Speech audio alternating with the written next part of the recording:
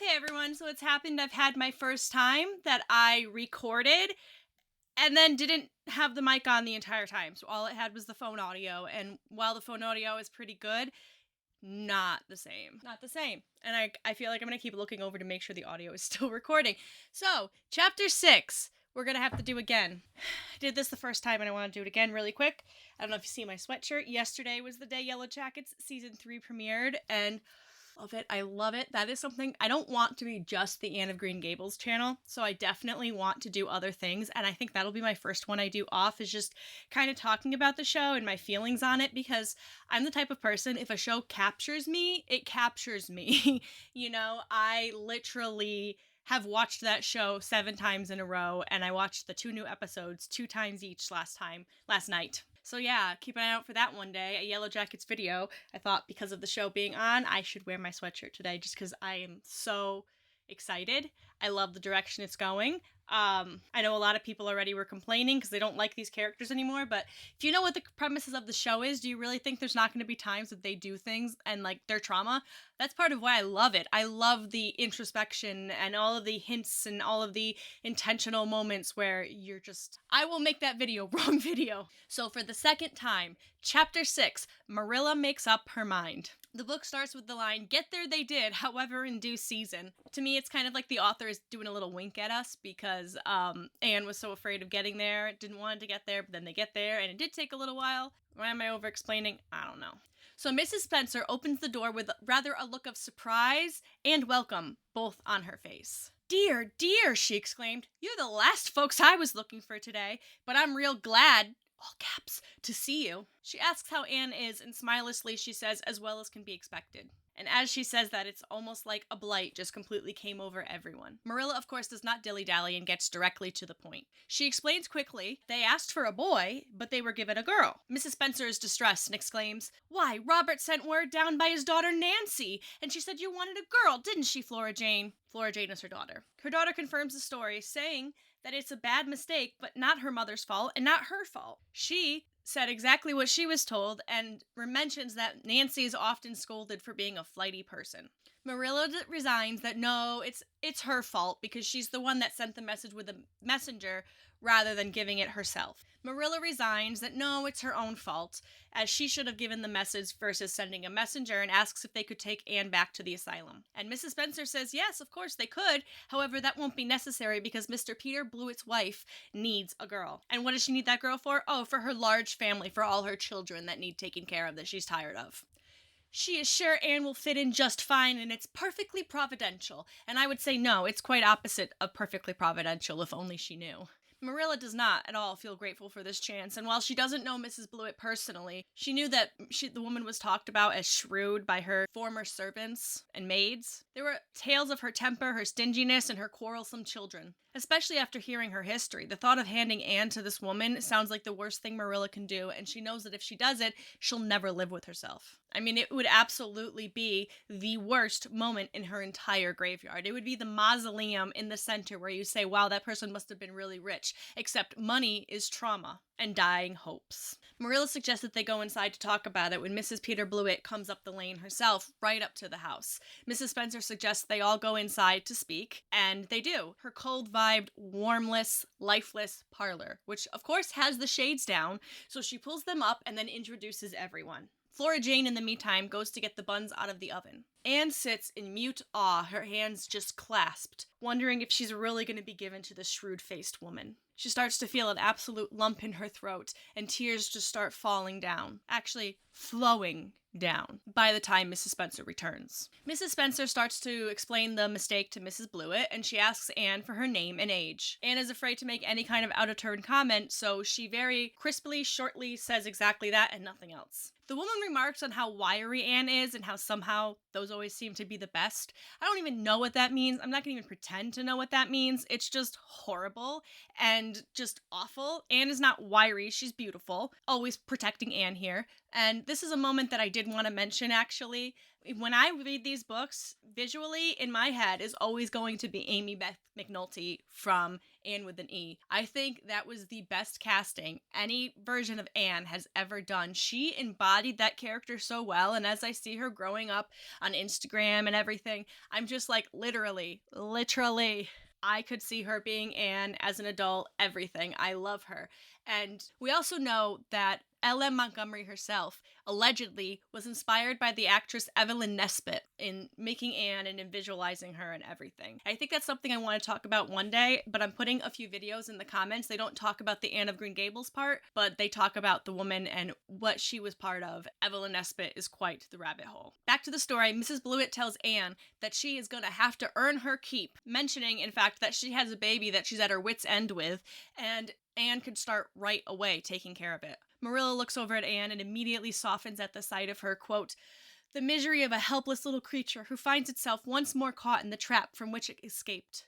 And yeah, this is quite literally, as Marilla has already said, the version of her past, but tenfold worse. Marilla sees the beauty in Anne's high-strung nature and how that would be put out just like a candle right away the second she was with Mrs. Blewett. She speaks up in her matter-of-fact way, saying that her and Matthew will discuss it over the evening because she never said that she wanted to return Anne, she just wanted to know what had happened. So in the morning, she would send a message as to what they had decided. Of course, ungraciously, Mrs. Blewett agrees. As Marilla speaks, quote, a sunrise had been dawning on Anne's face. The look of despair is replaced with a flush of hope, with her eyes growing as bright as morning stars. I love how Anne loves poetry and poetic wording, and then of course she has an author who also loves it. It's so fitting of Anne that her book is written in the style she would have loved most.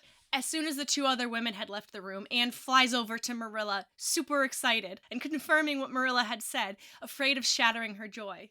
Marilla tells her to control her imagination, stating that she said that they weren't decided. It has not been decided yet. It's like Marilla is being awakened within. I mean, for years, she's been so dissociated, so disconnected from her girlhood. And now, here's this little creature in front of her, something she never thought she would do, adopt the child, much less a little girl. But with Anne, she connects in a way that, while she's not exactly comfortable with feeling the excitement inside of her, you can already see that it's just like bursting and letting her out of her shell. And even Marilla can understand and sees that she is blossoming from within. She admits there's no reason to make Anne more excited, as she's already overly excited, but in her brain, she knows their decision. It is decided. Anne is not going anywhere but Green Gables. Anne passionately tells Marilla, I'd rather go back to the asylum than go to live with her. She looks exactly like a gimlet. When you go to look up what is a gimlet, this book is the first thing that comes up and people wondering, what is a gimlet from Anne of Green Gables? Anyway, Marilla smothers a smile under the conviction that Anne must be reproached for such speech. She, of course, corrects Anne, and Anne says whatever she has to do to make Marilla happy so they keep her, she's absolutely going to do. So now we skip on over to the evening, where Matthew is waiting for them to come up the lane and is grinning, so excited because he sees Anne still in the cart. Marilla, of course, does not acknowledge this and waits to speak about the matter until the two are alone milking the cows. She tells Matthew about Anne's past and of what had happened that afternoon. Matthew remarks that he wouldn't even give a dog he didn't like to that woman. And Marilla admits she doesn't like her either, and that there's absolutely no other option but to keep Anne. She admits that she's never even thought about bringing up a child, which definitely gives her pause, especially a girl, but that she will absolutely do her best. Matthew, of course, is delighted, telling her she has finally seen the light. And Marilla, at this point, sternly tells Matthew that it will be her job to raise the girl. For while she might be disconnected from her girlhood, an old maid is better than an old bachelor at knowing what a young girl needs. Matthew doesn't disagree with her.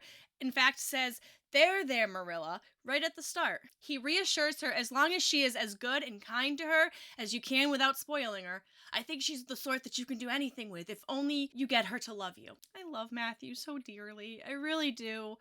I just think about if these are characters written based on real people, what that person must have been like. Matthew always will have a special place in my heart. I really want to get goats one day and name them Matthew and Marilla. We'll see if that happens. Of course, Marilla has to show her disapproval, as Matthew is already inserting himself into the raising of Anne by simply making a comment telling her how to think. She brings the pails out to strain the milk, and as she is, she thinks to herself that she's going to wait until the next morning to tell Anne that they're keeping her because she'd be so excited she wouldn't sleep a wink. Marilla Cuthbert, you're fairly in for it. Did you ever suppose you'd see the day when you'd be adopting an orphan girl? It's surprising enough, but not so surprising as Matthew should be at the bottom of it. Him that always seemed to have such a mortal fear of little girls. Anyhow, we've decided on the experiment, and goodness only knows what is going to come of it. And here, my friends, is when the story officially begins, and, more importantly, took 10 minutes less than the first time I did it. Chapter 7, Anne Says Her Prayers. This is one of my favorite chapters. I'll be very short chapters, so I'm so excited to get into this one.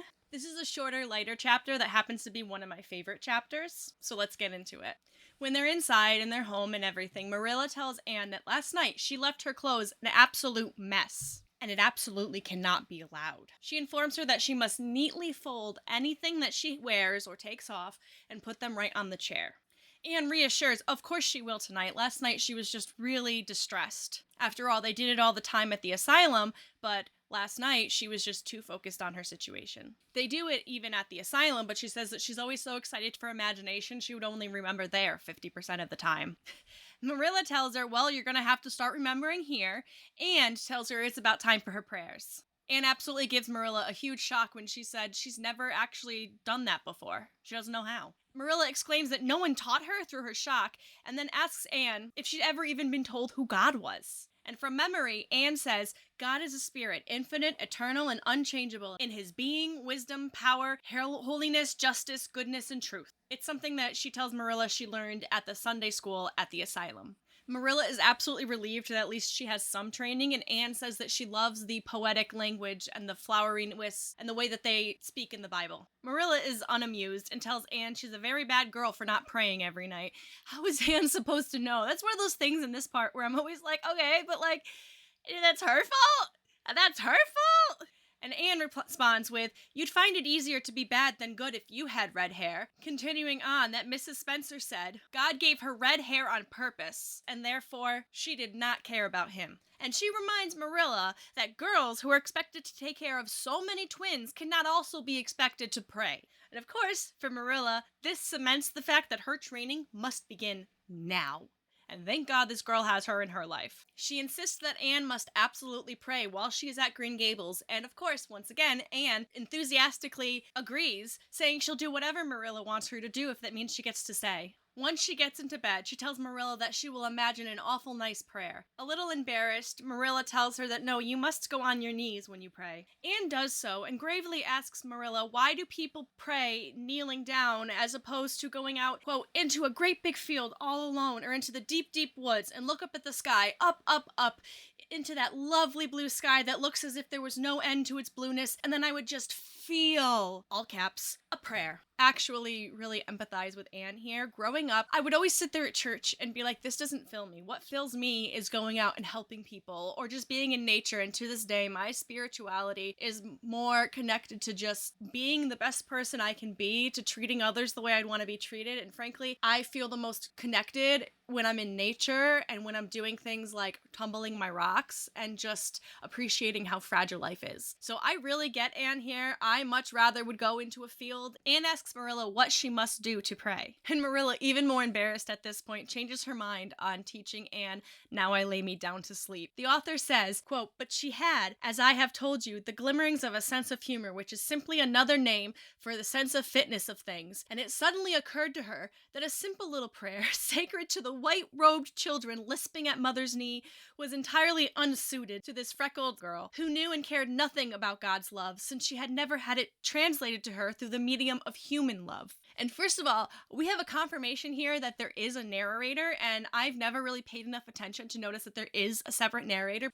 I can only imagine the look on Marilla's face when she's realizing, like, this is her new life. This is the kinds of things she has to think about that she probably hasn't thought about ever really in her life in terms of for another person. And I feel like, it's been like, maybe 30 hours that they've known each other, 40 hours they've known each other, I don't know.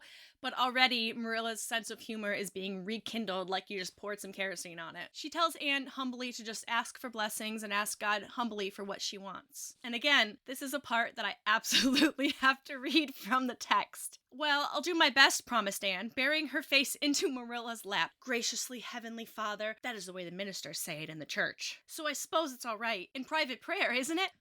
Gracious Heavenly Father, I thank thee for the white way of delight and the lake of shining waters, and Bonnie and the Snow Queen. I'm really extremely grateful for them. And that's all the blessings I can think of just now to thank thee for. As for the things I want, they're just so numerous that it would take a great deal of time to name them all. So I will only mention the two most important. Please, God, let me stay at Green Gables, and please let me be good looking when I grow up. I remain respectfully yours, Anne Shirley.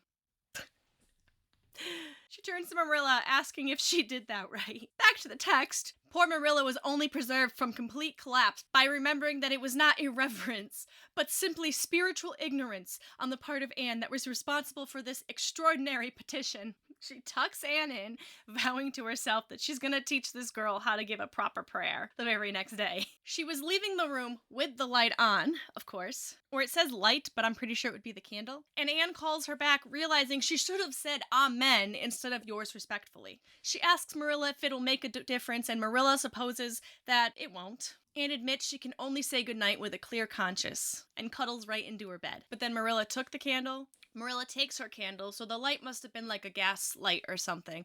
I have a very tiny memory of my grandmother talking when I was a kid about the gas lamps that she had and showing me them. And I remember saying, would have Anne of Green Gables had this? I also asked her if Anne of Green Gables would have driven past her house because it was built in the 1800s. And she said to me, no, Anne wasn't real. And I just did not believe that. So I was like, no, Anne would have driven past your house. In America, I'm pretty sure she never left Canada. But that's kind of the ingrained it's been into my life. I was so little that I was like, everything that was old, would Anne have had this? So Marilla goes back down to her kitchen with the candle, setting it down firmly, and while glaring at Matthew, asserts that it's time that somebody finally adopted this heathenous girl and taught her. He is informed that she has never been taught a proper prayer, and that Marilla is going to go to the Manses, where the minister's family lives, and borrow the Peep of a Day series, a religious text for children. And as soon as she can make suitable clothes, she insists that Anne is going to go to Sunday school. And of course, she's remarking negatively, so it's not seen as her being excited, not her already planning for this little girl that she loves so much. She says, I've had a pretty easy life of it so far, but my time has come at last, and I suppose I just have to make the best of it. Okay, Marilla, we see right through you. And this is the end of Chapter 7. Chapter 8. Anne's bringing up has begun. For reasons known only to Marilla, she keeps the fact that Anne will be staying from her until early afternoon the next day. She keeps Anne busy with chores in the morning until noon, and concludes that she is smart and obedient, willing to work, and quick to learn, with daydreams being her biggest downfall, as she would stop mid-task until Marilla corrected her and she would resume. Dissociation, imagination, I love it. ADHD possibly? ADHD possibly. We are not official diagnosers, but while reading this text, that is definitely a moment where I went, same. After doing the dishes, Anne can't take it anymore and confronts Marilla, asking her to tell her what is to become of her. She was absolutely trembling. Marilla reminds Anne that she hasn't scalded the dishcloths in hot water yet, and she was told to, and to ask no more questions until she has done so. I wonder if Marilla's getting a little bit of enjoyment out of this. Anne does so, and after finishing, again asks Marilla what is to be done with her. Marilla knows at this point she can't keep pushing it off and says, Matthew and I have decided to keep you. That is, if you're willing to try to be a good little girl and show yourself grateful. Why, child, whatever is the matter? I'm crying, says Anne in a tone of bewilderment. I can't think why. I'm glad as glad can be. Oh, glad, all caps, doesn't seem the right word at all. I was glad about the white way of delight and the cherry blossoms, but this... Oh, it's something more than glad. I'm so happy. I'll try to be so good. It'll be uphill work, I expect, for Mrs. Thomas often told me that I was desperately wicked. However, I will do my very best. But can you tell me why I'm crying? Oh, Anne, you sweet, sweet spring child, or winter child. I mean, I'm in March and I'm a winter child, so whatever, summer, winter child... Spring, winter, whatever, child, you sweet thing. At this point in script writing, I again tried to look for what Anne's exact birthday is, and it kept bringing up the woman who was an actual actress who named herself Anne Shirley, so her birthday's in December. And I was like, no, that's not right. And then it said it was a day after my actual birthday, and I'm like, no, that can't be right either. There's no way that is the day after my actual birthday. is Anne's. No, not possible. Not possible. Disapprovingly, Marilla tells her it's because she's got herself all worked up and that she needs to sit down and calm down. She tells her she is going to be attending school, but in fact starting in September. Anne asks what is she to call her, Miss Cuthbert? That makes her nervous, but it feels disrespectful to call her Marilla. Marilla decides that as long as she speaks respectfully, it wouldn't be disrespectful to call her Marilla. Everyone except the minister, after all, does call her Marilla. Anne says she would love to call her Aunt Marilla, as she's never had any relation before. Marilla disagrees, as she is, in fact, not her aunt. Anne tries to get Marilla to imagine she's Anne's aunt, and Marilla says no matter how she tries, she's not going to be able to do that. She even admits she never imagines, which absolutely shocks Anne. "Oh, Miss Marilla, how much you miss," she exclaims. Marilla, on the other hand, believes that you should not imagine different than what reality actually is. The Lord puts things the way he intends them to be. She then tells Anne to go into the living room and grab the little card that has the Lord's Prayer on it. Time to get some Jesus in this child. Anne apologizes about the night before, saying she had never had any experience with praying, and after Marilla had left, she thought of an even more splendid prayer, nearly as long as a minister's. And when she awakes, she completely forgot it, which is a feeling I am all too familiar with, getting really good ideas at night, but usually for me, if I open my eyes and write it down, I'm not going to fall back asleep. And of course, you wake up in the morning remembering you had a good idea, but not what the idea was. Anne admits that she'll probably never think of another one as good, and asks Marilla if she also hates when things are not as good the second time around. Marilla tells her that she was told to do something and she better do it when Marilla asks her to. Anne promptly goes to the sitting room, and after she doesn't return for 10 minutes, Marilla puts down her knitting needles and goes to see what's happening with Anne. She finds her motionless in front of a picture on the wall, her eyes absolutely full of dreams. Marilla asks Anne what is she thinking about, and Anne said she was just imagining she was the child with the blue dress in the corner that nobody was paying any attention to. How the little girl, aka Anne, hopes that he would notice her, and thinks that the little girl's heart must have beat so hard and her hands gone cold, just like Anne felt when she asked if she could stay. She's pretty sure he would have noticed her. She imagines the girl nudging closer and closer and closer, and a thrill running over her as she did so, when he finally would put his hand on her head. She remarks that Jesus always looks so sorrowful, and he could not possibly have been in real life if all the children loved him so. Marilla actually allows her to finish before saying anything. She tells her she should not talk in that irreverent way. And it's definitely one of those marks of the time, because the way that Anne talks about things, I think modernly at least, I would be like, oh wow, that's a really good way to put it. That's so poetic. But Marilla is super uncomfortable that Anne is so comfortable talking about these things in this manner. She tells her she told her to bring the card in, not fall into the pictures. So Anne goes to the kitchen and memorizes it. After reading it for a while, Anne announces that she in fact loves the prayer. She's pretty sure she's heard it before, but it didn't have the same effect then. It was said with too cracked of a voice and too mournfully. She states it makes her feel like poetry, and she's so grateful that she's been tasked with memorizing it. Marilla, of course, tells her to learn it and hold her tongue. Anne, completely taking things in a different direction, goes over to the apple blossoms and gives them a kiss, studies it, and then asks Marilla if she thinks Anne will find a bosom friend in Avonlea. And the first time I read this, I was like, bosom friend? Did blossom, bosom? Oh, there's the mind track. Marilla asks, what kind of friend? Probably really afraid of what Anne means by a bosom friend. Anne explains that a bosom friend is an intimate friend with a kindred spirit with whom she can confide her innermost soul. She said she has only ever dreamed of having one. She never thought she would, but as all of her dreams are suddenly coming through, she now has hope. And yeah, everything that happens to Anne is absolutely a miracle, most likely in her eyes, but also in general. Marilla tells her that Diana Barry, who lives just up the road, is a very nice young girl and could be a great friend for Anne when she returns home from visiting her aunt in Carmody. But she warns Anne that Mrs. Barry is very, very particular with who she allows Diana to play with, and so Anne must absolutely behave herself. Anne asks what she is like, and if her hair is red, as that would not be desirable in a bosom friend. As somebody with ginger friends, I feel like I'm just calling out their hair all the time, and I just want to say, again, I love ginger hair, so please, don't listen to Anne's self-depreciation, as eventually she comes to learn to love it as well. Marilla says Diana is a pretty black-haired and black-eyed girl with rosy cheeks, as well as she is good and smart, which is much better than being good-looking. Marilla, being fond of morals, felt that nobody should ever be complimented without some sort of a criticism tacked on. And yeah, we've seen Marilla.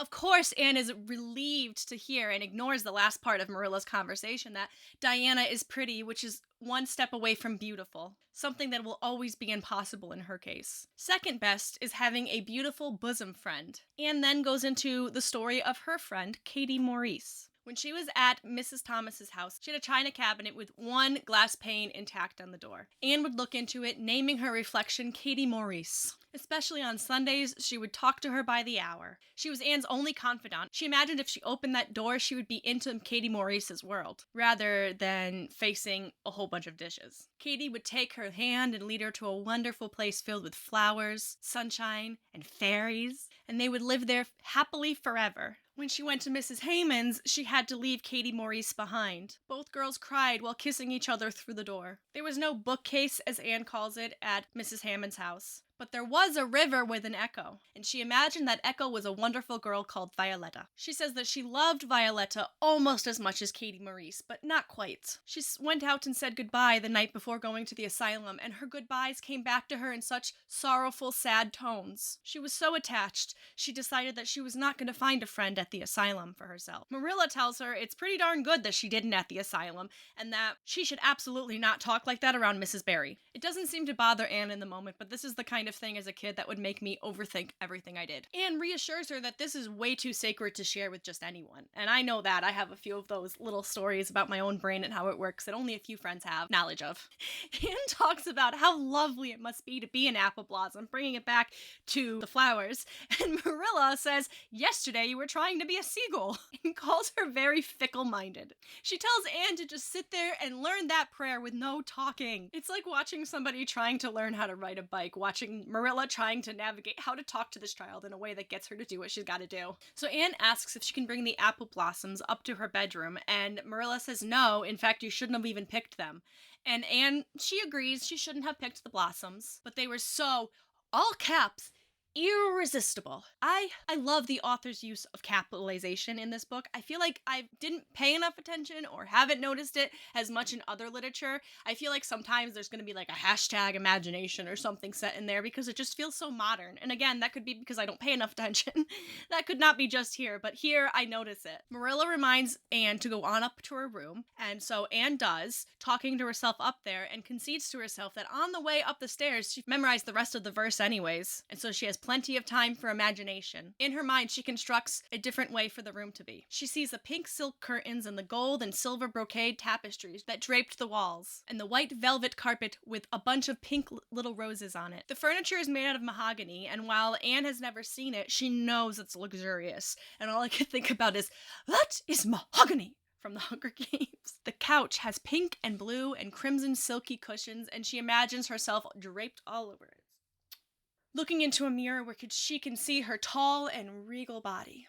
Quote, clad in a gown of trailing white lace, with a pearl cross on her breast, and pearls in her hair. Of course, she has to imagine that her hair is not red, but black, and her skin is ivory. She tries to tell herself that her name is Lady Cordelia Fitzgerald, before stating to herself that even, capital again, even she can't make that seem real. She's brought back to reality and looks at herself in the very real mirror and sees her freckles and red hair and solemnly gray eyes, stating, you're only Anne of Green Gables, and I see you just as you are looking now. Whenever I try to imagine I'm Lady Cordelia, but it's a million times nicer to be Anne of Green Gables than Anne of Nowhere in particular, isn't it? She then kisses her reflection with affection and looks out the window, greeting the Snow Queen in her poetic way, and wonders about Violetta and Katie Maurice and Diana, knowing that if she forgot the first two, they would be very, very hurt. So she vows to remember them and send them a kiss every single day. I wonder what age that stopped for her, or if she continued to do that even into adulthood. But Anne cuddles on down and continues to get lost in her imagination, ending chapter 8. While I wait for my heater to turn off, I just wanted to say that I just took my dog out and I had a complete wipeout. My knee is killing me. I am determined, yes, another lighting change, but I am determined to get all of my written scripts done. So after this chapter, nothing has been written ahead of time, and I'm hoping everything will kind of flow better. This is definitely going to be a watch how I improve or whatever video, because like right now, I don't have the money for better lighting than a plant light. This is a plant light that I'm using for my lighting. So as we go, we get better and we get better and we get better, right? So like this video, subscribe, whatever. Okay, anyways, we are now on to chapter 9. Mrs. Rachel Lynd is properly horrified. Continuing with the emotions and telling us who is going to be having that emotion, as it's properly horrified. It's been a fortnight since Anne's arrival, and finally Mrs. Rachel is coming on over to inspect her. She had a severe and unseasonable attack of grippe, which we call the flu, that kept her on doctor's orders not to leave, or else she would have been there the very next day. As soon as she was allowed, she made her way over to see Anne, the girl who had been the talk of the town. You know, we're given kind of a little bit of information about how Anne spent her week, how for the most part she used every little bit of time she had there, finding every single crook and brook that she could, making friends with the river down the hollow, and just making the property feel as if it's her own. Granted, she was only allowed about the odd half hour to actually play, but she used every single second of it to its full extent. She, of course, nonstop tells Matthew and Marilla about her adventures, and of course, Matthew is delighted to hear about them, while Marilla endures listening until she realizes that she's interested, and then she makes some sort of a comment that makes the story go away. She resists so hard this change in personality that's coming over her, and I love to watch it and then see where it goes. Rachel Lynd takes her time walking up to the house so she can fully explain every single little ache and pain that she had while she was sick to Marilla. And that's not the real reason she came, but after all, she has to say something else first. And she points out that she hasn't been back since Anne was declared to be a girl and not a boy. And I can't imagine how much this made her boil, just sitting on her window like, where is this information? I've been hearing some surprising things about you and Matthew, she introduced. Marilla admits that she is very much equally surprised. Rachel asks why on earth she never sent Anne back, and Marilla merely says that they could have, but Matthew took a loving of her. Matthew took to her. She admits that she does like the girl, but she does have faults. She admits out loud, surprising possibly even her, that Anne brings a light to the house. She regretted saying that when she looks over at Mrs. Rachel and she has disapproval on her face. And I hate both these women, and right now, Mrs. Rachel, no. Rachel chastises her, saying that they have taken on a great responsibility and they have no idea about raising children. But she also doesn't want to discourage her from it. Okay, Rachel. Marilla ensures that she is not discouraged, as when I make up my mind to do a thing, it stays made up. She admits to Rachel that she thinks she's gonna like Anne, and just in that moment, Anne comes to the room. Her face was sparkling with delight, and then she noticed there was a stranger in the room. I mean, she was still wearing the dress from the asylum, and we know how Anne puts herself down. In that moment, she probably went from free association, happy, comfortable, to instantly inside of herself, PTSD triggered, and assessing the situation. And after all, we heard that description of what she looks like in this outfit, what it's like. It must be really hard, out of the blue, to now have someone perceiving you. The author points out her ungraceful thin legs, over-brilliant disordered hair that had never ever looked redder before. I mean, I'm feeling secondhand embarrassment for sure. And then rage, when Rachel says, well, they didn't pick you for your looks, that's for sure and certain. Mrs. Rachel Lynd. No.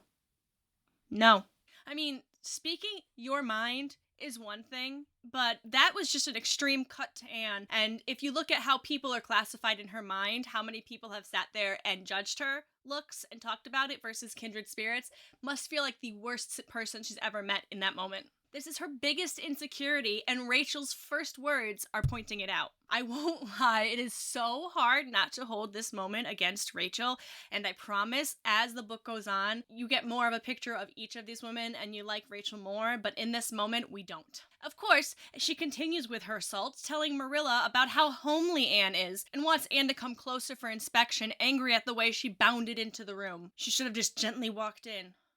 If you can't tell, even though this is just a book, I am very triggered at this moment. And I don't blame Anne one single tiny bit when she looks at Mrs. Rachel Lynd and says, I hate you! In a choked voice, stamping her foot. I hate you, I hate you, I hate you! A louder stamp with each assertion of hatred. How dare you call me skinny and ugly? How dare you say I'm freckled and red-headed? You are a rude, impolite, unfeeling woman. I am trying to do this far from the mic. I hope it is helping. And go Anne in this time. I'd like to say I would say the same thing, but I probably just would have broke down sobbing and attacked myself. You're right, I'm so horrible or whatever. That would have been my response, and I love Anne's response. I'm sorry, decorum, whatever, pride, whatever. Out of the way, no. Marilla tries to stop this tirade with a quip of Anne's name, Anne, but Anne is unfazed. She is let loose. She is feral. I'm moving the mic back a little bit. How dare you say such a thing about me? She repeats vehemently. How would you like to be told that you're fat and clumsy and probably don't even have a spark of imagination in you? And I don't care if I hurt your feelings by saying so. I hope I hurt them. You have hurt mine worse than they have ever been hurt before. And even by Mrs. Thomas's intoxicated husband. And I will never forgive you.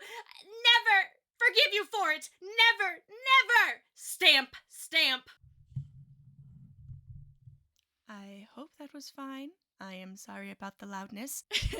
And definitely gives what would have at least been my thoughts out loud. Absolutely my thoughts that I would have turned against myself for saying, but oh my gosh. I am too much of an empathetic adult to ever say that to someone, but I honestly do think that that was the most satisfying way Anne could have responded. Mrs. Rachel says she has never seen such a temper before. Poor Anne bursts into tears on the way up to her room and slammed the door so hard that the porch outside, quote, rattled in sympathy. She makes her way up as hard and as fast as she can where another slam is heard. The camera then zooms right on back to the two women downstairs, even though my brain, frankly, is up them with Anne, worried about her. Well, I don't envy you the job of bringing that, capital, up, Marilla, says Mrs. Rachel with unspeakable solemnity, says Mrs. Rachel resoundingly. Marilla wanted to open her mouth and say there was not even an apology that she could make that would have been good enough for Mrs. Rachel as she was so severely sorry, but instead she surprises even herself. As she's saying it and after, when she says, quote, you shouldn't have tweeted about her looks, Rachel. There we go, Marilla. I don't know, in my memory, I love how quick Marilla thaws and then stands up to Rachel, who she's probably never really stood up to in her entire life. I really wish that we had gotten some of Marilla's childhood written into a book. Marilla Cuthbert, you don't mean to say that you are upholding her in such a terrible display of temper as we have just seen, demanded Mrs. Rachel indignantly. No, says Marilla slowly. I'm not trying to excuse her. She's been very naughty. She has never been taught what is right. And you were too hard on her, Rachel. Marilla could not help but tacking on the, and you were too hard on her, Rachel. Although, once again, she's even more surprised at herself for doing so. And Mrs. Rachel is so offended and tells Marilla basically that the feelings of an orphan is more important to her than anything else. In a very mocking, sarcastic way. Continuing in a sarcastic way, she says, oh no, I'm not vexed. Don't worry yourself. I'm too sorry for you to have to leave any room for anger in my mind. Oh, I'm not vexed. Don't worry yourself. I'm too sorry for you to leave any room in my mind for anger. And reminds Marilla that it's in fact her that has to deal with Anne, not Rachel. She gives the advice after, of course, reminding Marilla that she has brought up 10 children and buried 2, and that she would have used a birch switch in this instance, and that Marilla should not expect her to visit anytime soon. And with that, she is swept away, and Marilla looks up towards the east gable with a solemn expression. On the way up to the room, Marilla is absolutely dismayed that of all people to do this in front of, this happens in front of Mrs. Rachel Lynd. Then, with a consciousness pull, like all of a sudden she's pulled into herself, realizes that she feels more upset. Then, with a pull on her conscience, she realizes the fact that she feels more upset that this happened in front of Mrs. Rachel. Then, she realizes, with a pull to her consciousness, that she was more upset it happened in front of Rachel than what she even said. This was no defect in Anne, she was defending herself. Of course, even with this, she still has to punish Anne, but knows that even Rachel's own children would not endorse a switch. And absolutely neither could she. She could never whip a child. There's a point for Marilla in character, -5 points for Mrs. Rachel. And this chapter really sets us up to hate Rachel. When Marilla reaches Anne's room, she finds her crying and completely oblivious that she had gotten mud on the window pane. With absolutely no pressure or rush, Marilla calmly says Anne's name in rather of a Anne, and when there's no response, she says it again with a little bit more force and tells her to get up and listen. Anne very quickly sits up and rigidly sits, and again, this is one of those moments I'm realizing it's more the author's description glosses a little bit over, but Anne, there's enough points to know that Anne herself was absolutely probably sitting there doing what I would have done as a child, and it breaks my heart again, and made me feel so heard the first time around in ways that I don't think I can even fully understand, having had heard it so many times and knowing so much about myself now. I was in a place where I hated who I was, and everything wrong with me was just something I had to learn to love about myself and had to learn how to mitigate. So after quickly sitting in a chair right next to the bed rather rigidly, Marilla can tell that Anne has been crying the entire time. Marilla asks if she's ashamed of herself, and Anne just reasserts the offense that has been taken against her. Marilla reminds her that her reaction was a little bit out of proportion. Marilla said she had hoped the two would get off, but now Anne has just disgraced herself just because she was called homely. After all, Anne says it about herself all the time. I mean, just thinking back to when I was a kid and how it would have felt for me, and how it did feel for me, and how it still feels for me, how it feels for anyone when you take their insecurities and you throw it back at them, their insecurities they might admit to because they're insecure, and then you pose it back to them, well, you say it all the time. No, actually, no. And Anne sticks up for herself, saying there is a difference between saying something yourself and having it said about you by somebody else. She is so valid for this, and props to her realizing this at such a young age. When you lack emotional intelligence, especially, you really just want that to be reassured instead of confirmed. And when it is confirmed, it's such a dissociative, cold feeling. A blurring and a numbing experience, just completely uncomfortable, for me at least, for almost anyone. Fueled, of course, by a fire of self-loathing right underneath it all. Marilla reminds Anne that not everyone is going to automatically know this, and I think that's the kind of thing that reflects on everybody else, not Anne. While, yeah, this is not an emotionally intelligent response, she's a child. She's a child. But of course, back then, respecting your elders and all that jazz was extremely important, as I think it still is. Sorry, I'm trying to get comfortable. This couch, I need a better cushion to sit on. When Anne asks Marilla how would she feel if someone called her homely, Marilla is transported in time and remembers when she was young overhearing somebody say, "Pity she's a homely girl." This sobers up Marilla's tone into an absolutely understanding, soft cadence. She tells Anne that she doesn't think what Rachel said was acceptable, and neither was Anne's response was as well. I love the word "and." Little mini rant here. I've learned this in therapy. If she had said, "I do not like what Mrs. Rachel said, but your response wasn't good," it gives more weight to Anne's response rather than what Rachel said. But by using the word "and," it makes both of them just as important. And that has been one of those little hacks to the brain that has helped me so much with my communication, and statements really make a difference. It's almost second nature for me to kind of just sprinkle in some little bits of mental, emotional intelligence tips and tricks and skills. It's gonna just keep happening because these are the things that have helped me rewire my brain completely, and it's incredible. Also, my voice is starting to get a little hoarse. The way that Marilla says this really does validate Anne. It definitely is more validating, even if Anne doesn't really see it in the moment. And Marilla insists that Anne must apologize, and Anne says she could never do that after such a slight was made against her. The chapter concludes with Marilla feeling more angry at herself than Anne. When she thought of Rachel's dumbfounded face, she realizes there's a twitch of a smile, and she felt the urge to laugh. "Oh, my little squirrel is out in the snow. Go in the tree. Go in the tree. Why are you going under the truck? Oh, no. You just don't give a shit. Sorry." And that's the end of chapter 9. On to the last chapter of this video, chapter 10. Okay, and here we are at the final chapter for this video. My house has the flu. I don't quite yet. I did feel my voice starting to go last night, so I figured I should film this so that I have this video completely done before I fall apart. Ready to do it? Had to turn the flash on. Can I see right now? No, because my flash is on. So without further ado, our last chapter for today's video, chapter 10, Anne's apology. So Marilla doesn't tell Matthew about everything that happened with Anne and Mrs. Rachel Lynd because she's hoping that by the morning time, Anne will have apologized and there's going to be no need. But Anne is super resilient in her frustrations and in her stubbornness, and she, in fact, is not ready to come down, and therefore, Matthew must be let known. When Marilla tells Matthew the story, she makes sure to really emphasize on the fact of Anne's behavior versus Mrs. Rachel Lynd. Matthew responds by saying, "It's a good thing Rachel Lynd got a calling down. She's a meddlesome old gossip."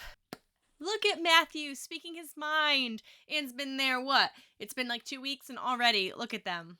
I'm sure there were many times that Rachel said something to Matthew that made him absolutely want to speak up, but because he's afraid of women, and even though he's comfortable with her, probably not really, probably was never really comfortable with any women, even his sister. I'm sure Matthew and Marilla had their own kind of peace at home, but it definitely wasn't one that kind of had life to it. And I feel like with Anne bringing life to it, it's going to come some really funny arguments. And of course, Marilla responds in a very Marilla way.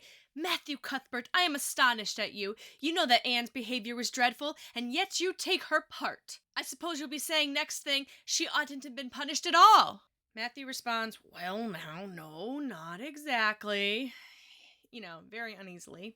I reckon she ought to be punished a little, but oh, don't be too hard on her, Marilla. Recollect she hasn't ever had anyone to teach her right. You're going to give her something to eat, aren't you? And look at Matthew. He said he would not intervene, but here he is, quite literally intervening. I'm sure Marilla knows deep down her brother is right, but the whole you're going to give her something to eat thing really sets her off. Oh, it's the Raven, she exclaims. Where have you ever heard of me starving people into good behavior? Matthew is so protective. She also states that Anne will have her meals, but will not be allowed to come downstairs until she agrees to apologize. And that's final, Matthew, she says to him. Each meal that goes up comes back down almost completely still there. And you would think that it had been days that she wasn't eating instead of one day by how much Matthew is panicking about this internally. He's really worried about her. Is she going to be all right? She hasn't eaten anything. How could she have not eaten anything?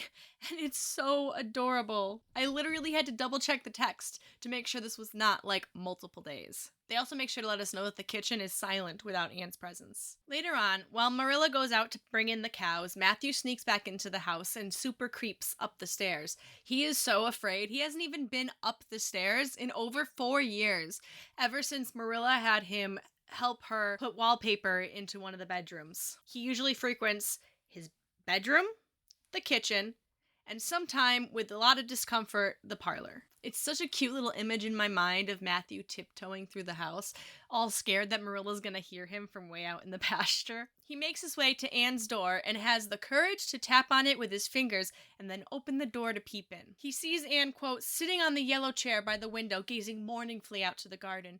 Very small and unhappy she looked, and Matthew's heart smote him. Smot him. S-M-O-T-E. He softly closes the door and tiptoes over to her. Anne, he whispers as if he's afraid to be overheard. This is such a sweet moment. I mean, it's so hard to remember that Anne, a little girl, is Matthew's both pride and joy and biggest fear. And yet, he is pushing himself farther than he probably ever has, just to make sure she's okay because she hasn't eaten for one day.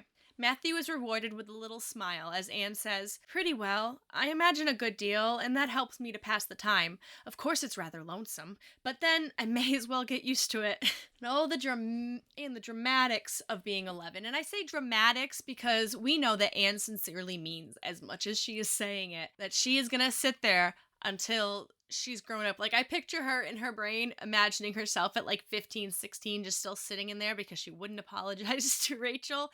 She is steadfast, and I still, I remember as a kid packing up my stuff, putting it in a backpack, and delaying leaving with it, but always packing up my stuff, taking down my stuff, truly resigning to the fact that my life wasn't gonna go anyway great, and I was just gonna be trapped or something. And as the text states, she smiled again, bravely facing the long years of solitary imprisonment before her.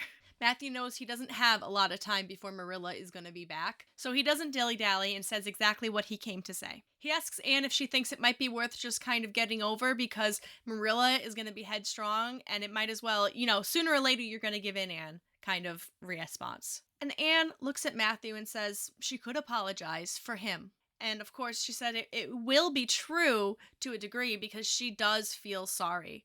A lot more sorry than she did the night before. She stayed mad all night, and she knows this because she woke up 3 times in a fury. She admits that she did feel ashamed, but she didn't want Mrs. Rachel Lynd to know so, and she wants to know if Matthew really thinks she should apologize. And he admits it's very lonely downstairs without her, and that she absolutely should. And of course, he makes sure to tell Anne, do not tell Marilla I invaded. I'm not supposed to be getting into her raising of you. And Anne assures him that wild horses won't drag the secret from me. How would wild horses drag a secret from a person? And anyhow, it's Good point. It's a good point. Matthew's courage is fleeting, and by the time Anne even finishes her statement, he's gone from the room. And he doesn't just go downstairs, pretend everything's fine. Oh, no. He flees to the furthest corner of the horse pasture because he's afraid if he's anywhere near the house, Marilla's gonna know. Marilla, however, is shocked when she gets back to the house because she hears a tiny little voice calling her name. She goes to the hall and she listens to Anne's apology. Anne says, "I'm sorry I lost my temper and I said rude things, and I'm willing to go and tell Mrs. Lynd so." Marilla responds crisply, not hinting that she's absolutely relieved that Anne has decided to do so. She tells Anne that once she's done milking the cows, she'll go and take her over to Lynn's Hollow. Is it obvious that my eyes are like I'm staring into the sun right now? How do people do this? This is why I use plant lights for my lighting. Oh my god, how do people do this?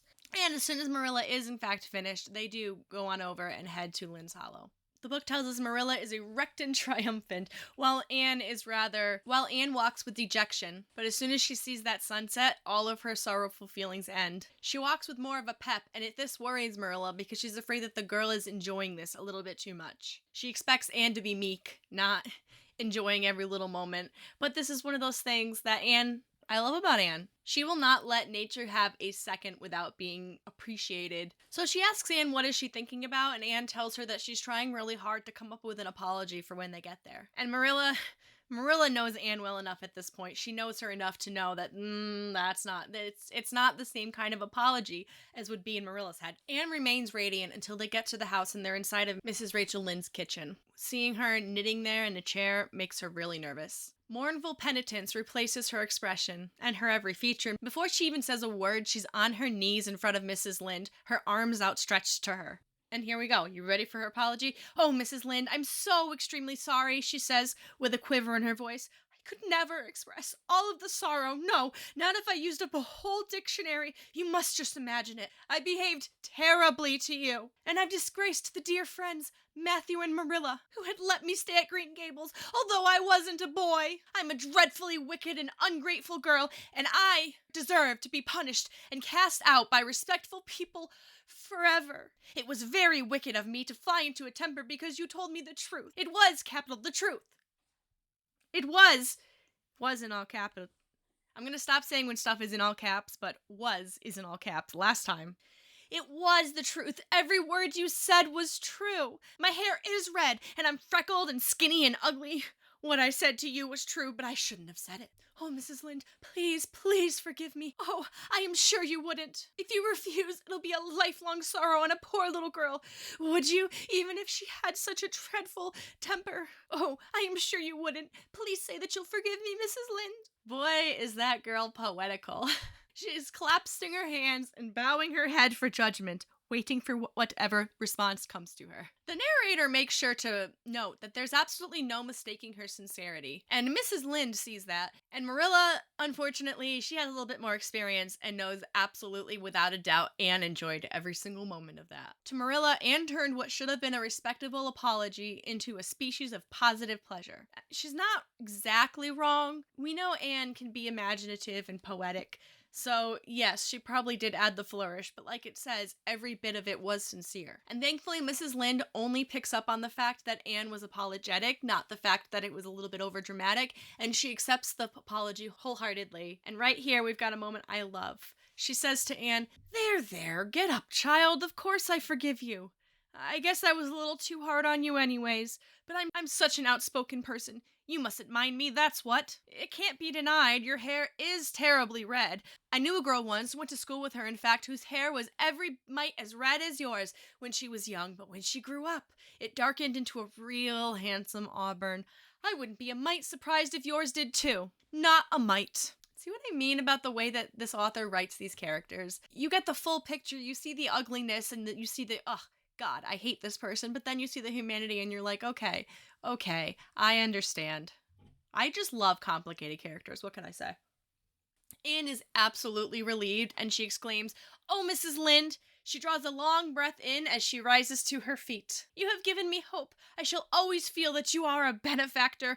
Oh, Oh, I can endure anything if I only thought my hair would be a handsome auburn when I grow up. It would be so much easier to be good if one's hair was a handsome auburn, don't you think? And now, may I go out into your garden and sit on that bench under the apple tree while you and Marilla are talking? There is much more scope for imagination out there. And Rachel not only says that she absolutely can, but she can also go to the corner and pick some of those narcissus if she wants, a whole bouquet of them for her. Once she departs, Mrs. Rachel Lynd offers Marilla a better chair than the one she was already seated in. And she says, while Anne is quite the odd girl, there's something peculiar about her that just draws you in. Something that we've all, if you haven't felt that by now, I don't know, maybe this isn't the videos for you.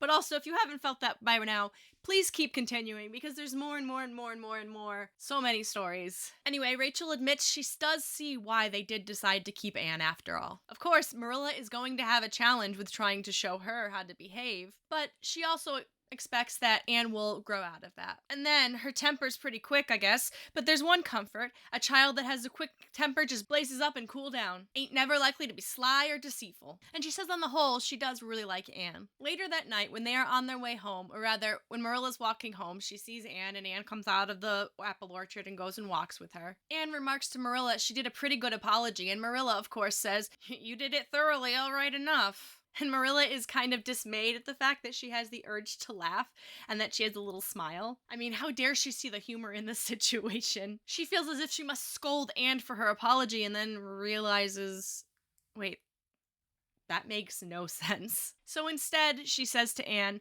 "I hope you won't have the occasion to make more such apologies. I hope you try to control your temper now, Anne." And Anne once again has a very pointed response that makes me laugh and is kind of really valid. "That wouldn't be so hard if people wouldn't twit me about my looks," she says with a sigh. "I don't get cross about other things, but I'm so tired of being twitted about my hair, and it just makes me boil right on over. Do you suppose my hair will really be a handsome auburn when I grow up?" And I understand what Anne means. We all have like that one thing that if we're teased about it by somebody else, especially like I said in the last chapter, your biggest insecurities, it's something that's a trigger. It's quite literally a trigger.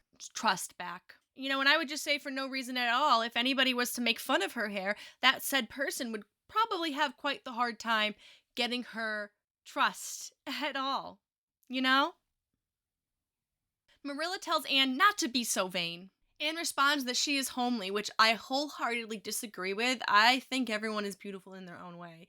Confidence is really what pulls it forward. She said she loves pretty things and hates to look in the mirror and see her own reflection. It makes her feel sorrowful. "Handsome is as handsome does," quoted Marilla. "I've had that said to me before, but I have my doubts about it." And I think this was Marilla's way of saying, you know, don't listen to other people with what they say to you, that you're not homely. And in a way where Marilla realizes what that really felt like to be homely, called homely as a girl. And again, I wish we had from the author's mouth herself a recollection of Marilla's past. Once again, I feel like I should have a counter for this. Anne switches the topic really quickly from something that made her feel very insecure, something about her appearance, to something completely unrelated. She sticks her nose into those flowers and gives them a soft kiss.